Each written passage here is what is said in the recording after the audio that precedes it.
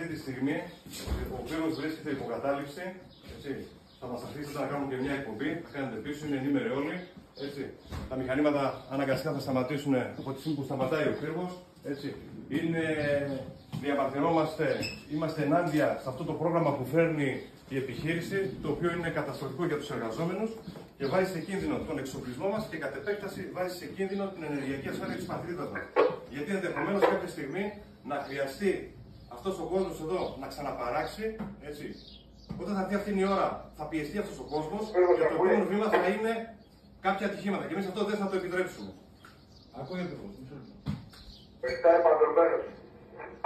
Εντάξει, έξω είναι 7 δεν θα βάλει και για λόγους ασφαλείας. Μισό λεπτό, κάνω και μια κουμπί. Τελείωσες. Συνάδελφοι, καλημέρα. Είμαστε από το Σπάρτακο. Θα καταχαστώ λίγο από το χρόνο του δικτύου.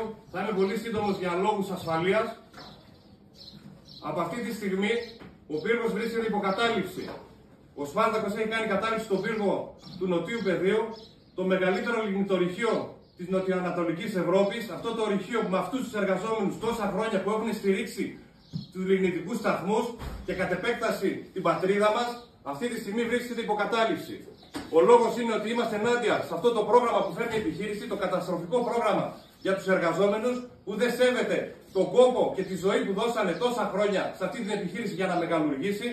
Είμαστε ενάντια σε όλο αυτό. Αυτό το πρόγραμμα είναι καταστροφικό και για την επιχείρηση, βάζει σε κίνδυνο τον εξοπλισμό μας, βάζει σε κίνδυνο την ενεργειακή ασφάλεια της πατρίδας μας. Ευχαριστώ πολύ.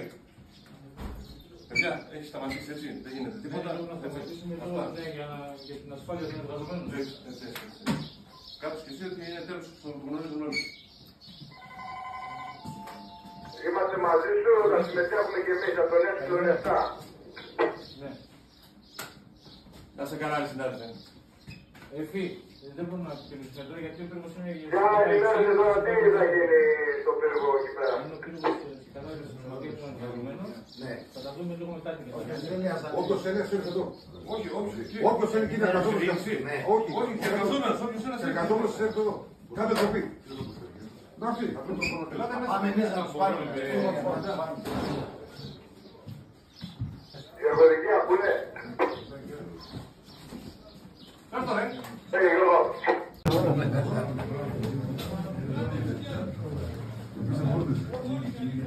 Όλοι καλή παράνομη. Για το Ποιο κανάλι είστε? Καλημέρα κύριε Παπαδόπουλο. Καλημέρα σας.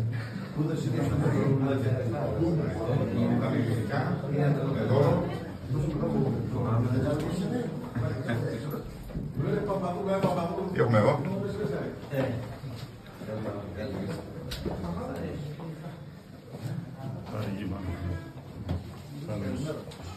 Θεωρούμε ότι μπαίνει σε κίνδυνο ο εξοπλισμός μας, μπαίνουν σε κίνδυνο ακόμα και η ζωή των εργαζομένων. Γιατί αύριο μεθαύριο θα χρειαστεί, αυτοί θα καλεστούν να κάνουν παραγωγή, που το ξέρουμε πολύ καλά, θα καλεστούν σίγουρα να κάνουν παραγωγή. Έτσι. Οι μονάδες θα χρειαστεί να μπουν στο σύστημα και αυτοί θα πιεστούν.